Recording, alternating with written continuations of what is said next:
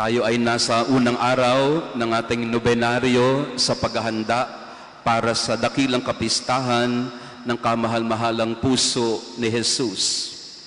The first day of our Novena Masses. And this day also, we reflect on the third promise of the Sacred Heart of Jesus. Sa unang nagdaang araw, pinagnilayan natin ang unang dalawang pangako ni Jesus. Today, we reflect on the promise, I will comfort them in all their afflictions. Bibigyan ko sila ng kapahingahan at kaginhawaan sa kanilang mga pinagdaraan ng hirap. Comfort in the midst of affliction. This is what Jesus has promised to Margaret Mary, and He is also making the same promise to all of us.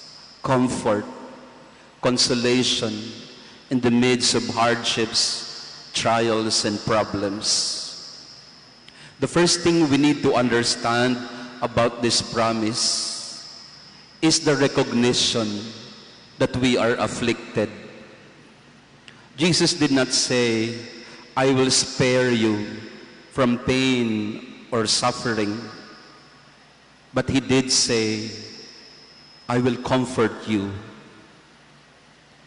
The idea of Jesus about human life and about our journey here on earth is not to spare us from any form of hardship or discomfort.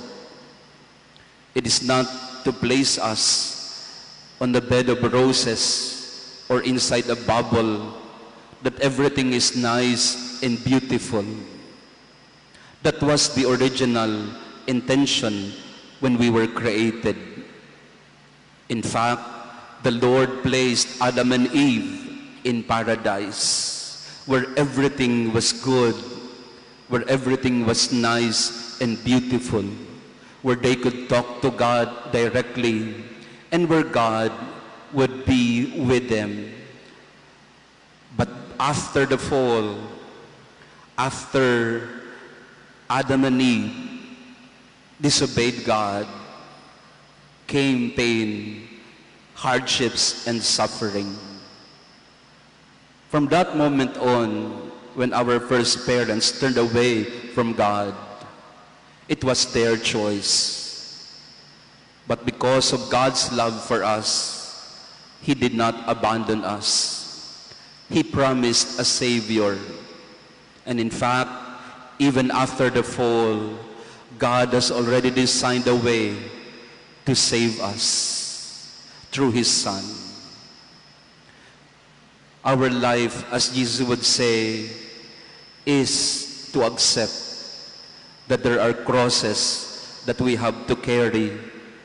There are many trials that we have to face.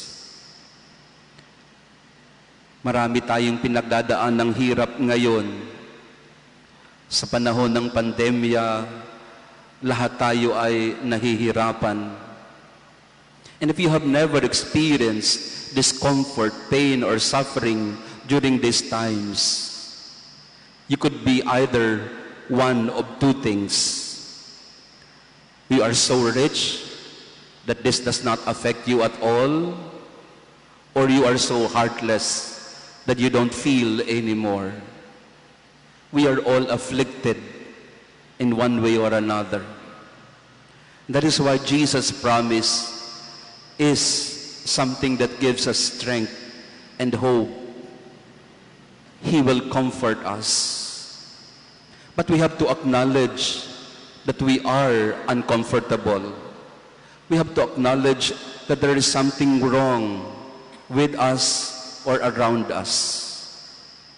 As a psychologist, James Hillman would say, a symptom suffers most when it does not know where it belongs. Ang ibig sabihin ay, pag hindi natin tinatanggap na mayroong mga paghihirap, na mayroong problema, hindi natin ito masusolusyonan. The first step towards solving anything is to acknowledge that there is a problem. In psychology, they also call it toxic positivity. Yung hindi natin tinatanggap na mayroong paghihirap. We don't live in a bubble of comfort. We live in the real world where there is so much struggle, hardships around us. And we have to start there, where there is wound, where there is pain, where there is affliction. That's the starting point. Not because we have a negative view of the world, but because we do acknowledge and recognize that we are vulnerable.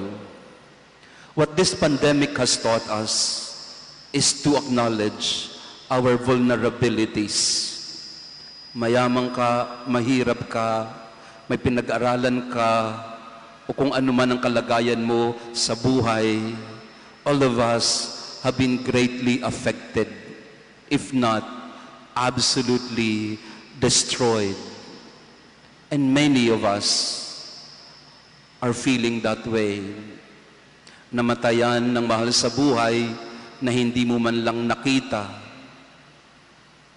Nagkasakit nang hindi mo alam kung paano gagamutin. Walang trabaho at hindi mo alam kung saan kukuha ng pera. We begin with that. We acknowledge that we are afflicted. So that in turn, we can come to the Lord and tell Him, Jesus, comfort me in my sorrow. Console me in my desolation. May your Sacred Heart give me hope and strength. And it is the second point I wish to make. But in the midst of our affliction, the Sacred Heart of Jesus comes to us, telling us, come to me, all you who are weary and find life burdensome, and I will give you rest. I will give you comfort. And the Sacred Heart of Jesus, as Pope Francis would say, is the heart and the only heart that can truly understand all of us. Because His heart is divine and human. Sometimes we human beings, we lack empathy. We are blinded by our selfishness, and we cannot seem to feel the sufferings and struggles of people around us, but not with the Sacred Heart. His heart is always tender and merciful. His heart is divine, who knows our pains, and His heart is human, who can empathize with our suffering. So we come to the Sacred Heart of Jesus, knowing fully well that He's the only one who can truly understand what we are going through. When Jesus became man, we cannot accuse God anymore of not knowing what we are going through. We may ask, perhaps, why did God become man? The simple, easy answer is, so that you cannot accuse Him of not knowing what you are going through.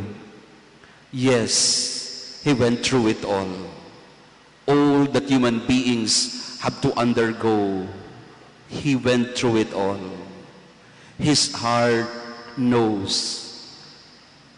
His heart recognizes your pain. And so we come to Him because His heart is the most tender, the most loving and kind.